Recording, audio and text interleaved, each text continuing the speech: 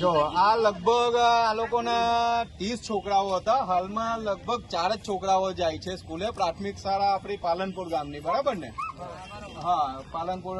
કયા સાહેબે કાઢી મૂક્યા છે? વિજય સરે. બરાબર. શાના લીધે કાઢી મૂક્યા સાહેબ? અમારે જવાનું હતું દેશમાં. હા, છોકરાને બાબરી લેવાની હતી. હા, મેં અઠવાડિયું લીધું હતું.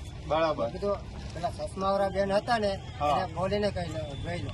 બરાબર. પછી પાછો અહીંયા આવ્યો ને તો ત્યાં આમાં નામ કાઢ નાખ્યું.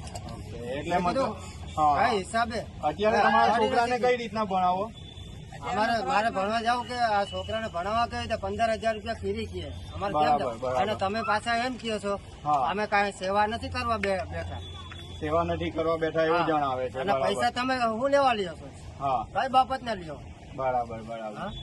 અને તમે એમ કહો છોકરાના સ્કૂલના કપડા માટે તમે તમને પૈસા મળે છે ભાઈ, તમે અહીંયા આવો અને એમ કરીને કપડા મંગાવી બરાબર સ્કૂલે મેડમે. બોલો. કપડા મંગાવ્યા પછી એ લોકોને કપડા દીધેલા હતા, એ બી કપડા પાછા લઈ લીધા. કપડા પણ પાછા લઈ લીધા, દફતર બી પાછા લઈ લીધા. મારા 3 છોકરા ભણતા હતા.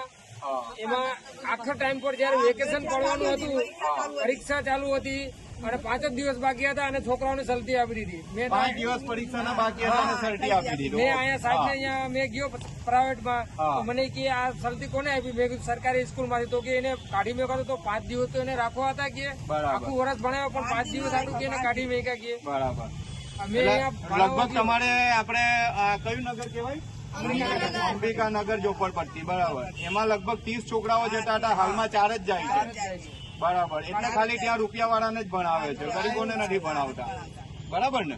એવું કે છે કે તમારા છોકરાને કઈ આવડતું નથી, લખતા નથી. એટલે તમે શું કહેતા હતા કે છેલ્લે રહીરા પણ છો તમે? શું મેં કીધું સાહેબ જવા દો, મેડમ જવા દો. પછી મેં કીધું ભગવાન તમને નહીં મૂકે, ખોટી રીતે આને કાયદા હશે. બરાબર.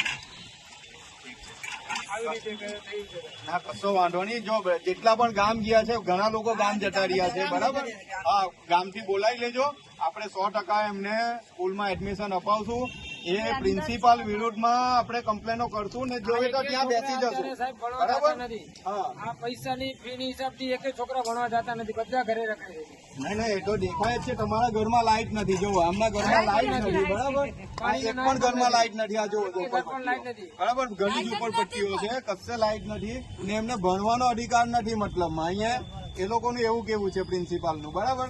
હા, એટલે હજી 4 બચ્ચા છે, એને પણ ટૂંક સમયમાં કાઢવાની ગણતરી હશે. 100% કાઢશે. દેવી પૂજક ને ભણાવવા જ નથી. તમારે નથી ભણાવવા. દેવી પૂજક ને ભણાવવા જ નથી. બરાબર છે. ચાલો, ઠીક છે. દેવી પૂજકે તમારું બગાડ્યું છે હું? ના, એ હવે એ બધું જાતિવાદ જ ચાલે છે. એ તો બરાબર કે ગરીબોનો કોઈ અધિકાર નથી ભણવા પર.